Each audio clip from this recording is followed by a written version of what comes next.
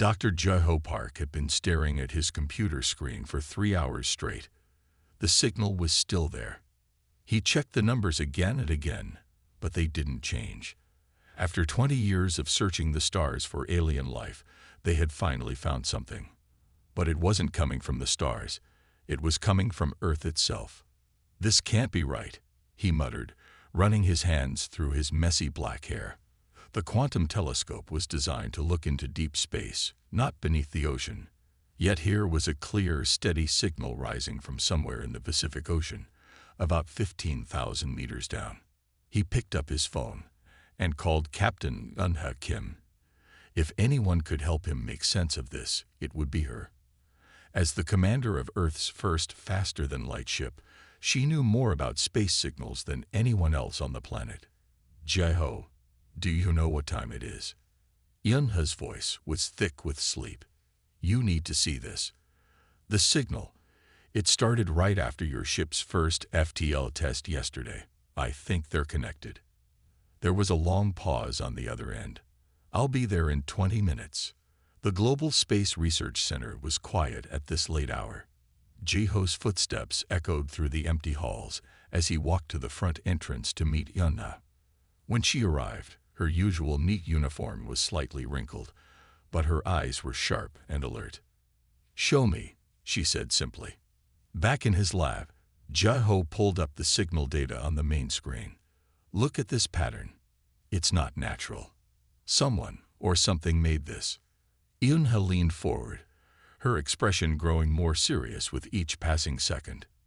"These frequencies, they're similar to our FTL communications, but much more advanced." She pointed to a series of peaks in the data. "This isn't just a signal, Jeho. It's a message. A message from who? And why did it start when we achieved FTL?" Before Yunha could answer, Jeho's computer beeped. New data was coming in. The signal had changed.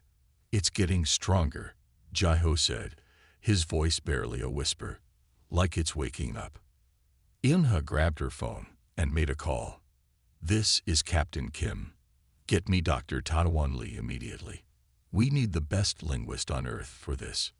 Dr. Lee arrived an hour later, his round glasses slightly crooked on his face. He took one look at the signal pattern and went very pale. "This is impossible," he said, adjusting his glasses. "These symbols, they're similar to markings I've seen in ancient caves around the world. Markings that no one has ever been able to explain." He pulled out his tablet and showed them photos of cave paintings from different continents. The patterns matched perfectly with parts of the signal. "Are you saying someone left these messages thousands of years ago?" Yunha asked. "Not thousands," Taiwan replied. "Millions. And they weren't messages.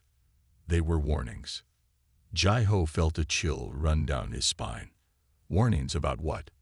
Before anyone could answer, all the lights in the lab went out. The computer screens flickered and died, but the quantum telescope's main display stayed on, showing new data. The signal had changed again. Something was happening deep beneath the Pacific Ocean.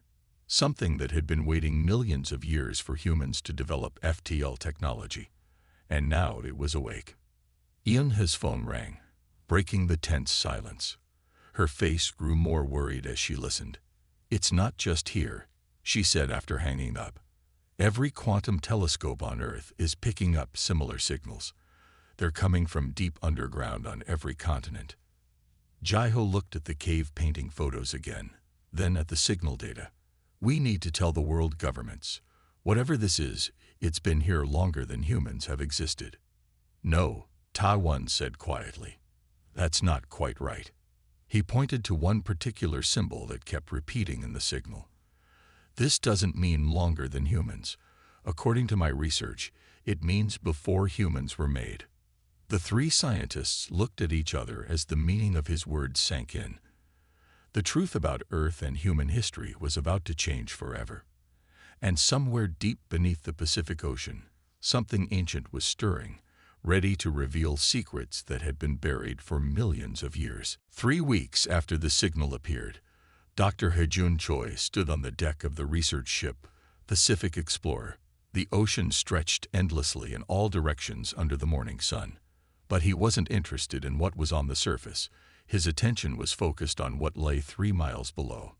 "The underwater drones are ready," Lieutenant Du Yun Quan said, walking up beside him. The military officer looked uncomfortable in civilian clothes, but the government had insisted on keeping this mission quiet. Hajun nodded. "Send them down, and make sure all cameras are recording." The drones disappeared beneath the waves, their powerful lights cutting through the dark water. In the ship's control room, Professor Sun Meikang watched the screens closely. As the world's leading expert on unknown technology, she had been the first person they called when the underwater scans revealed something massive hidden in the deep. "Approaching the structure now," Sun Mai announced, her fingers moving quickly over the controls. "Depth is 14,800 meters. Hajun held his breath as the first images came through.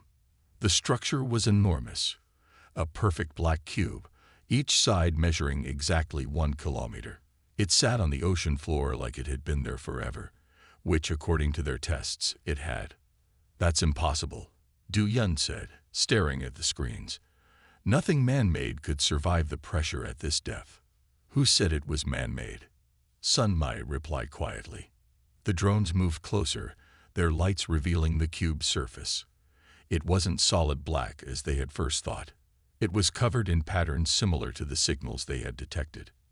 As they watched, the patterns began to glow with a soft blue light. "It's reacting to our presence," Hajun said, excitement making his voice shake. He had spent his whole career looking for proof of ancient underwater civilizations. Now he was looking at something far beyond his wildest theories. Suddenly, a section of the cube's surface began to move. A doorway appeared, opening into darkness. "It's inviting us in," Sun Mai whispered. Du Yun immediately grabbed his phone. "This is a security risk. We need to contact headquarters before." He was cut off by a low humming sound that seemed to come from everywhere at once. All the ship's equipment turned off, then on again. When the screens came back to life, the images they showed were incredible. The drones had entered the doorway, moving through a long tunnel. The walls were made of a material that glowed softly, providing just enough light to see. And everywhere, there were symbols, millions of them, telling a story that made Hajun's head spin. "I can read some of this," Sun Mai said, her eyes wide. "These symbols, they're like a computer code, but far more advanced. This isn't just a building, it's a facility. A prison." "A prison?" Du Yun asked. "For who?" "Not who," Hajun said, pointing to a series of symbols that seemed familiar. "Look at these. They match perfectly with human DNA sequences. This facility wasn't built to keep something in. It was built to keep something contained until it was ready." "Ready for what?" Du Yun demanded. Before anyone could answer, one of the drones found something that made them all fall silent. It was a room filled with what looked like sleeping pods, all empty and broken. On the wall was a massive screen, and as they watched, it flickered to life. Words appeared, written in every human language. "Contain an ENT protocol deactivated. Genetic suppression ending. Rehabilitation period complete." Sun Mi's hands were shaking as she translated the alien symbols below the message. It says, "Welcome back, children of the stars. Your time of punishment is over." Hajun looked at his colleagues, understanding dawning in his eyes. "We're not the descendants of prisoners," he said slowly. "We're the prisoners. Earth isn't our home. It's our prison. And we've just been released." The humming sound grew louder, and deep beneath their feet, something vast and ancient began to move. The truth about humanity's origins was about to be revealed, and nothing would ever be the same again. Dr. Yang Jinbaek noticed the changes in himself first. It started small. He could suddenly remember everything he read perfectly. Then he began to understand complex equations without even trying. By the time he reported to Director Min Ji-yoon at the Global Security Council, He could solve quantum calculations in his head. "You're not the only one," Minji told him, looking tired and worried. She pressed a button on her desk, and the wall screen showed news reports from around the world. People were changing. Some could move objects without touching them. Others could heal injuries instantly. A few could even see through walls. "The prison facility didn't just hold us here," Yongjin said, watching the reports. "It changed our DNA, kept us from becoming what we really are." Commander Jae-sung Ryu walked into the office, his uniform neat but his face troubled. "We have another situation," he said. "The abilities aren't appearing randomly. They're following bloodlines. Families are developing the same powers their ancestors had." Minji stood up and walked to the window of her office. From 50 floors up, Seoul looked peaceful in the morning light, but she knew that peace wouldn't last long. "Show him," she told Jae-sung. The commander pulled up another screen. This one showed security camera footage from around the world. In each video, people were doing impossible things. A woman in Brazil lifted a car to save her child. A man in Russia survived a deadly fall without a scratch. A teenager in Kenya ran faster than a bullet. "These abilities were locked inside us," Yongjin said quietly. "The prison didn't just hold our bodies. It held back our true potential." Suddenly, all the screens went dark. When they came back on, they showed the same message that had appeared in the underwater facility. "Rehabilitation complete. Full genetic restoration beginning." Yongjin felt a strange tingling throughout his body. Around him, both Minji and Jae-sung gasped. The change was happening to them too. "We need to control this," Minji said, her voice shaking slightly. She reached for her phone, but it floated into her hand before she could touch it. She stared at it in shock. "I don't think we can control it," Jae-sung said. He held up his hand, watching as small sparks of electricity danced between his fingers. "This is who we were always meant to be." The building's alarm system started blaring. On the streets below, people were discovering their abilities all at once. Some were frightened. Others were excited. A few were already using their new powers in dangerous ways. "The prison guards," Yongjin said suddenly, remembering the symbols they had found. "Some of us are descended from them. That's why the abilities are different. Some bloodlines were meant to control, others to create, others to destroy." Minji's phone rang. The president was calling an emergency meeting. Around the world, other governments were doing the same thing. Humanity was waking up, remembering what they used to be. "We have to make a choice," Minji said, looking at her two colleagues. "Do we try to suppress these abilities again, or do we help people understand them?" Before anyone could answer, a bright light filled the sky above Seoul. Similar lights were appearing above every major city on Earth. The genetic awakening had sent a signal into space, and something out there had received it. "I don't think it's our choice anymore," Yongjin said, watching the lights grow brighter. "Whatever we were before, prisoners, guards, or both, they're coming to see what we've become." The power that had been locked inside humanity for millions of years was finally free. Now they just had to learn how to use it before their past caught up with them. Ambassador Hyun Woo-song stood at the United Nations building in New York, watching the massive alien ship hover above the city. It was beautiful in a strange way, shaped like a perfect silver sphere that reflected the sunlight like a mirror. Similar ships had appeared above every major city on Earth, but they hadn't attacked. They were waiting. Captain Sejin Park stood beside him, her hand resting on her weapon. The awakened abilities had made her stronger and faster, but she didn't know if that would help against visitors from the stars. "They're sending down a transport," Dr. Jin Ali said, looking through her enhanced binoculars. As Earth's leading xenobiologist, she had studied the possibility of alien life for years. Now she was about to meet them face to face. A beam of soft blue light appeared from the sphere, reaching down to the ground. 3 figures descended through it. They looked almost human, but their skin had a slight silver shine, and their eyes glowed with an inner light. "Welcome, children," the tallest alien said in perfect English. "We are the Guardians. We have watched your development for a very long time." Hyunwoo stepped forward. "Are you the ones who imprisoned us?" The alien shook his head. "No. We are the ones who gave you a chance to change." Jinna moved closer, her scientific curiosity overcoming her caution. "You look like us. Are we related?" "In a way," the second alien said. Her voice was gentle. "Your ancestors were the most dangerous criminals in the galaxy. They could destroy planets with a thought, corrupt entire species with a touch, but they also had the potential for great good.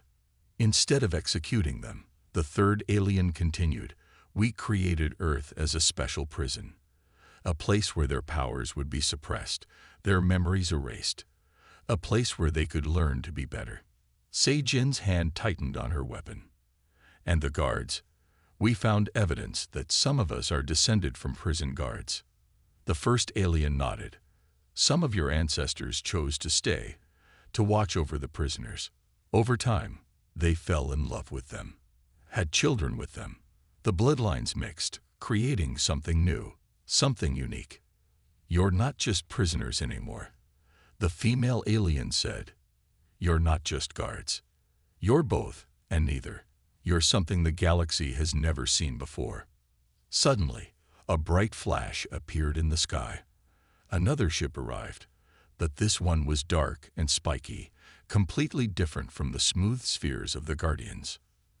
"The Wardens," the first alien said, his voice turning serious. "They believe no prisoner can ever change. They would rather destroy Earth than let you rejoin galactic society." The dark ship fired a beam of energy toward New York, but before it could hit, thousands of humans raised their hands. Their combined awakened powers created a shield of pure energy that blocked the attack. The Guardians watched with approval. "You see," the female alien said, "you've learned to protect, not destroy. To work together instead of fighting each other. You've passed the test." "Test?" Hyunwoo asked. "Earth wasn't just a prison," the third alien explained. "It was a school. A place where the most dangerous beings in the galaxy could learn to use their powers wisely. And now you must choose. Will you join us as equals, or will you let the Wardens decide your fate?" Above them, more dark ships appeared. The humans looked at each other, then at the Guardians. After millions of years of imprisonment and learning, the real test was just beginning. Council member Sung-Ho Kim sat at the head of the emergency meeting table in Geneva. Representatives from every nation on Earth filled the room. Above them, through the reinforced glass ceiling, both the Guardian spheres and the Warden battleships hung in the sky like opposing stars. General Ji-Won Shin stood at the main screen, showing footage of the recent attacks. "The Wardens have tried to strike 7 major cities. Each time, our combined powers stopped them, but they're getting stronger." Dr. Hai-Jin Cho, who had been studying the genetic changes in humans, stepped forward. "We've discovered something important," she said, her voice steady despite her nervousness. "Our powers aren't just random. They're evolving, adapting. The more we use them together, the stronger they become." The room grew quiet as the implications sank in. They weren't just former prisoners and guards anymore. They were becoming something new. A Guardian appeared in the room, using their advanced technology to teleport directly into the meeting. "You must make your decision soon," she said. "The Wardens have called for reinforcements. They believe you are too dangerous to be allowed freedom." Sung-Ho stood up slowly. "What exactly are our options?" "Join the Galactic Confederation," the Guardian explained. "Accept our oversight. Let us help you control and develop your abilities safely. We can protect you from the Wardens." "And the other choice?" Ji-Won asked. "Face the Wardens alone. If you win, you'll be truly free. If you lose," the Guardian didn't need to finish the sentence. Dr. Hai-Jin stepped forward again. "There's something else you should know," she said. "I've been studying the genetic patterns. The prison didn't just suppress our powers. It mixed them in new ways, We're not just carrying the abilities of criminals or guards anymore. We're carrying both, combined into something entirely new. She pressed a button, showing complex DNA patterns on the screen. When guards and prisoners had children together, their abilities didn't just add together. They created new powers, new possibilities. We're not what our ancestors were. We're something that has never existed before. Suddenly, alarms blared throughout the building. The wardens had launched their biggest attack yet. Through the ceiling, they could see hundreds of dark ships appearing from hyperspace. General Ji-won's hands crackled with energy. We need to decide now. Submit to oversight, or fight for our freedom. Sung-ho looked around the room at the representatives of Earth. Some showed fear, others determination. All of them knew this choice would determine humanity's future forever. We've spent millions of years in prison, he said slowly. Learning, growing, changing. Our ancestors may have been criminals and guards, but we are neither. We are both. And maybe that's exactly what the galaxy needs. He turned to the Guardian. We choose option 3. There is no option 3, the Guardian said. There is now, Sung-ho replied. Above them, millions of humans around the world joined their powers together. The warden ships found themselves facing something they had never seen before. Beings who had the power to destroy worlds, but chose to protect them instead. The time of imprisonment was over. The time of proving who they had become was just beginning. Major Dae-hyun-nam watched the sunrise from his hidden base in the mountains. Behind him, hundreds of people trained with their newly awakened powers. They weren't just rebels. They were the ones who believed humanity should choose its own path. Another Guardian ship has arrived, Agent Soo Min-jung reported, walking up to him. Her ability to sense events from miles away had made her their best intelligence officer. They're still trying to convince the world governments to accept their oversight. Dr. Yoo Jin-hong emerged from her underground lab, carrying new data about their evolving abilities. The changes are happening faster now, she said, showing them her tablet. Each time we use our powers together, they grow stronger. We're becoming something neither the Guardians nor the Wardens expected. Dae-hyun nodded, watching his people train. Some were practicing healing powers, others learning to control energy fields. All of them believed in the same thing, freedom to choose their own future. The government has announced their decision, Soo-min said suddenly, her eyes distant as she sensed the news. They want to accept Guardian oversight. They think it's safer than fighting. Safer isn't always better, Dae-hyun replied. He raised his hand, creating a sphere of pure energy. Once, his ancestors had used this power to destroy. Now he used it to protect. We didn't break free from one prison just to walk into another. Suddenly, Yoo Jin's instruments started beeping wildly. Something's happening, she said, checking the readings. The powers, they're changing again, evolving faster than ever. Above them, the sky filled with light as more warden ships arrived. But this time, something was different. The rebel base's sensors detected ships appearing all around the world. They're not just attacking the cities anymore, Soo-min reported, her voice tense. They're targeting everyone. They want to end this now. Dae-hyun looked at his people, then at the sky. Send the message, he ordered, to everyone, every human on Earth. It's time to show both the Guardians and the Wardens what we've become. Yoo Jin activated their communication system. Across the world, every human with awakened powers received their message. It wasn't just words, it was a feeling, a connection, a reminder that they were all part of something bigger. The government forces are responding, Soo-min said, surprised. They're joining us. Everyone is, all around the world. Millions of humans, whether they had supported the rebellion or not, understood the truth. Their time in prison hadn't made them weaker. It had made them stronger. Their mixed heritage of guard and prisoner hadn't diluted their powers. It had created new ones. The warden ships opened fire, their weapons designed to destroy entire planets. But they weren't ready for what humanity had become. All around the world, humans joined their powers together. Former enemies worked as one. Those with the power to destroy used it to defend. Those with the power to control used it to coordinate. "We are not our ancestors," Dahyun said, his voice carrying to every awakened human on Earth. "We are not prisoners. We are not guards. We are something new, and we choose freedom." The sky lit up with energy as humanity faced its first real test. The rebellion hadn't just freed them from government control, it had freed them from their past. Now they had to prove they deserved that freedom. Chancellor Won Seok-im stood in the emergency command center beneath Seoul, watching as red warning lights spread across the global map. The Earth itself was changing. The ancient prison systems buried deep within the planet were failing one by one. Another containment facility has activated in South America. Admiral Min Seo-kang reported, her voice tight with concern. "That makes 7 now. The energy readings are off the charts."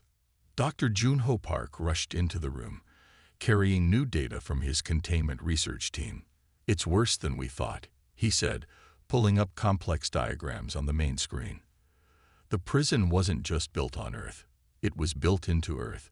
The whole planet is one giant containment system. Won Seok watched as more warning lights appeared on the map. What happens if the system completely fails? The planet could tear itself apart. Junho explained. All the suppressed energy, all the ancient technology. It's all waking up at once. Above them, the battle between humanity and the wardenships continued. But now they faced an even bigger threat. The very ground beneath their feet was becoming unstable as millions of years of contained power tried to break free. "Message from the Guardians," Min Seo announced. "They say we have 2 hours before total system failure. They're offering to evacuate as many humans as they can." Won Seok looked at the data again. The ancient prison had kept their powers suppressed, but it had also kept the planet stable. Now that humans were awakening, the Earth itself was trying to return to its original form, a form that might not support life as they knew it. "The wardens are pulling back," Min Seo reported. "They say the planet's destruction will solve the prisoner problem once and for all." Suddenly, Dr. Junho's eyes widened as he studied a new set of readings. "Wake," he said. "Look at this pattern. The planet isn't just breaking down, it's changing, just like we did." He showed them new scans of Earth's core. The ancient prison technology wasn't failing, it was evolving, adapting to the changes in human DNA. "We're not just prisoners who learn to be better," Junho explained. "We're not just guards who learn to understand those they washed. We're something new. And the Earth, our prison for so long, is changing with us." Won Seok made his decision. "Contact everyone," he ordered. "All humans with awakened powers. We didn't just inherit the ability to destroy or control. We inherited the power to create, to transform, to heal." All around the world, humans began to understand. They had spent millions of years as part of Earth's prison system. Now they could use their combined powers not to fight it, but to guide its transformation. "The Guardians are wrong," Won Seok said, as he felt the connection with millions of others. "We don't need to evacuate. We need to help Earth change, just like we did." The ground shook harder as more ancient systems awakened. But this time, humanity was ready. Their time as prisoners had taught them patience. Their guard heritage had taught them responsibility. Together, they could help their prison planet become something new, a world that matched what they had become. The next few hours would determine not just humanity's fate, but the fate of Earth itself. The final test wasn't about fighting or escaping. It was about transformation. Supreme Commander Ta Hyun Lee stood on the observation deck of the transformed United Nations building. The structure, like much of Earth, had changed during the past week.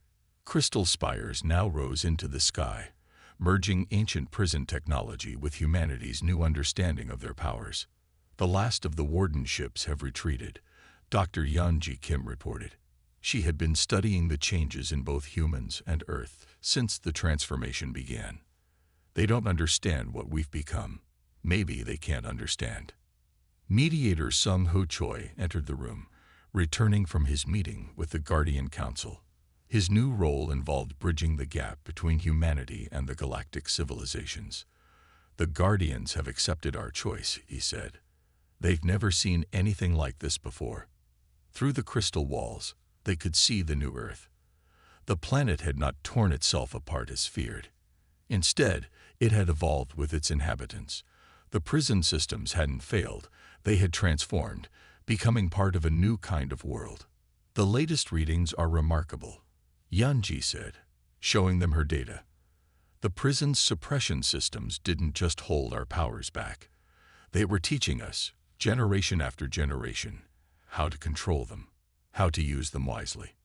Ta-hyun nodded, remembering the battles of the past week. When the wardens had attacked, humanity could have destroyed them. Instead, they had chosen to defend, to protect, to show mercy. Their time as prisoners had taught them the value of freedom. Their guardian heritage had taught them the importance of using power responsibly. A group of former criminals from the Andromeda Galaxy has requested our help, Sung-ho said. They want to know if we can teach them what we've learned. Are we ready for that responsibility? Ta-hyun asked. Look at what we've already done, Yanji replied, gesturing to the transformed world around them. The cities had become beautiful combinations of technology and nature. The ancient prison systems now helped maintain peace instead of suppressing powers. A holographic message appeared in the center of the room. It showed scenes from around Earth. Children learning to use their abilities not for destruction, but for creation. Former enemies working together to build new communities. The mixed powers of prisoner and guard bloodlines creating abilities that could heal worlds instead of harming them. We're not just free, Ta-hyun said, watching the images. We're not just reformed. We're something entirely new. And maybe that's what the galaxy really needs. People who understand both sides. People who know what it means to be imprisoned and what it means to be free. The Guardian ships still orbited Earth, but no longer as wardens or judges. They had become allies, learning from humanity just as humanity had once learned from Earth's prison systems. The wardens had retreated, but some were beginning to return, not to fight, but to understand. Earth was never just a prison, Yanji said softly. It was a crucible, a place where the most dangerous powers in the galaxy could be transformed into something good. And now we can help others do the same. As the sun set on the transformed Earth, humanity looked to the stars not as escaped prisoners, not as former guards, but as something unique in the galaxy. Beings who understood both justice and mercy, both power and responsibility, both freedom and its price. The prison planet had become a beacon of hope, and its people, once the galaxy's most dangerous criminals, had become its greatest teachers.